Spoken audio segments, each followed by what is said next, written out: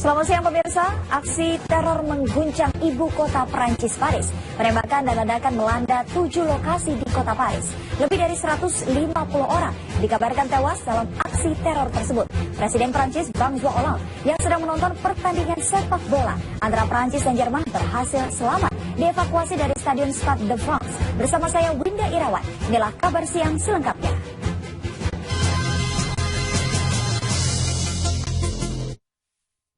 Pemirsa, lebih dari 150 orang tewas dalam peristiwa penembakan yang terjadi di beberapa titik di ibu kota Prancis, Paris. Salah satu lokasi yang terdampak parah dalam penyerangan kelompok bersenjata adalah gedung konser Bataclan.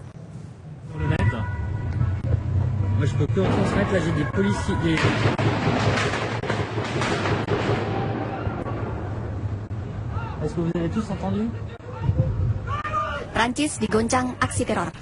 Jumat malam, aksi penembakan dan ledakan terjadi di sejumlah wilayah di pusat kota Paris. Sekelompok orang bersenjata menyerbu sejumlah lokasi umum di kota ini. Salah satunya adalah gedung konser Bataclan.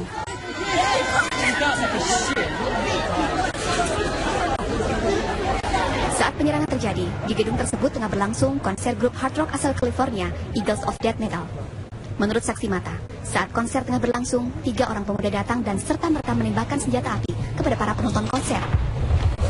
Para pelaku pun menyandera pengunjung gedung konser Bataclan. Ratusan orang tewas akibat penyerangan di gedung ini.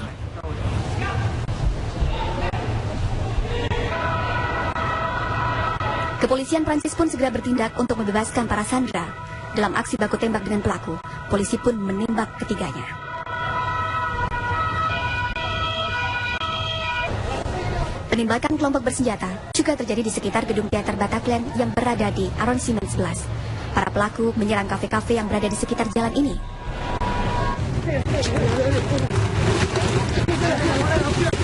Di saat yang bersamaan, di Stadion Stade de France, aksi bom bunuh diri pun terjadi saat laga persahabatan dengan Jerman tengah berlangsung.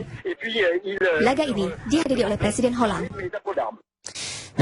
Polisi pun segera mengevakuasi para penonton yang berada di stadion ini.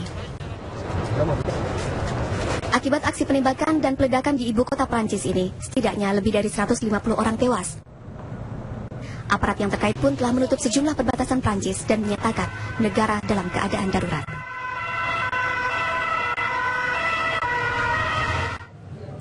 Rangkaian penembakan dan ledakan mengguncang kota Paris, Prancis. Salah satunya terjadi di gedung konser Bataclan dan sempat diabadikan melalui kamera ponsel.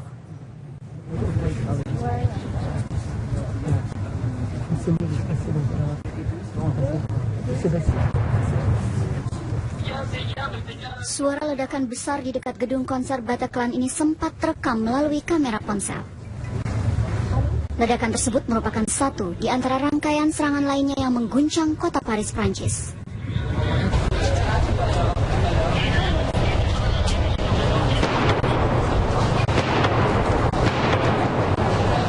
Selain ledakan, rangkaian suara tembakan senjata otomatis juga terdengar di sekitar gedung yang menjadi lokasi penyanderaan.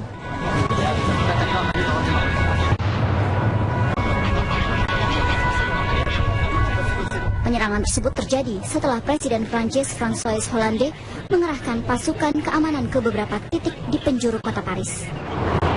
Hingga kini, lebih dari 150 orang tewas, di mana 100 orang diantaranya korban yang berada di teater Bataclan.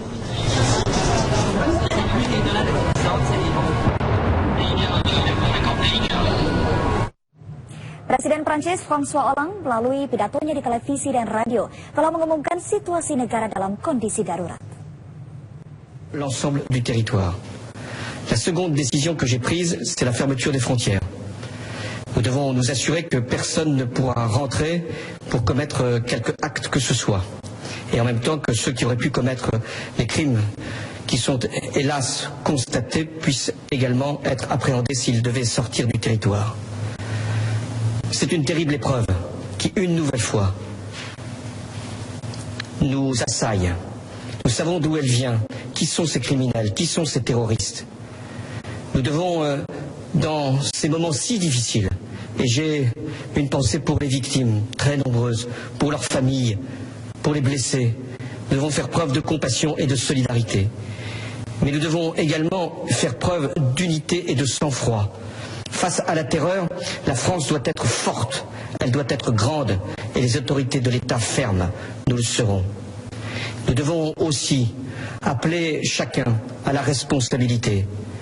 Ce que les terroristes veulent, c'est nous faire peur, nous saisir d'effroi. Il y a effectivement de quoi avoir peur, il y a l'effroi. Mais il y a, face à l'effroi, une nation qui sait se défendre, qui sait mobiliser ses forces et qui, une fois encore, saura vaincre les terroristes. Françaises, Français, nous n'avons pas terminé les opérations. Il y en a encore qui sont extrêmement difficiles. C'est en ce moment même que les forces de sécurité font assaut, notamment dans un lieu à Paris. Je vous demande de garder ici toute votre confiance dans ce que nous pouvons faire avec les forces de sécurité pour préserver notre nation des actes terroristes. Vive la République et vive la France. Sementara itu atas nama bangsa Indonesia, Presiden Joko Widodo menyampaikan duka cita mendalam terkait aksi teror di Paris, Prancis. Menurut Jokowi, terorisme apapun bentuk dan alasannya tidak dapat ditolerir. Berikut pernyataan Presiden Joko Widodo.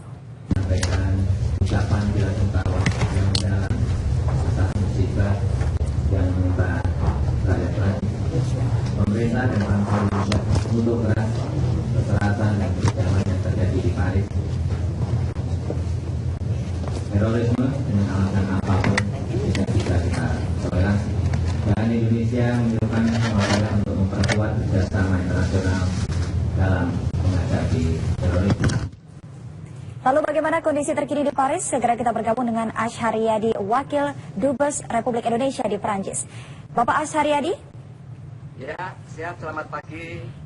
Pak Ash Haryadi, setelah penyerangan yang terjadi malam tadi, bagaimana kondisi terkini di sana saat ini? Sampai sekarang yang masih dilakukan adalah oleh tim medis, pada umumnya masih menangani para korban dan umumnya memang dilakukan oleh rumah sakit setempat, yaitu di Paris nomor 15, wilayah Paris nomor 11. Pak Haryadi, apakah sudah ada data apakah memang ada warga negara Indonesia yang menjadi korban akibat serangan tersebut?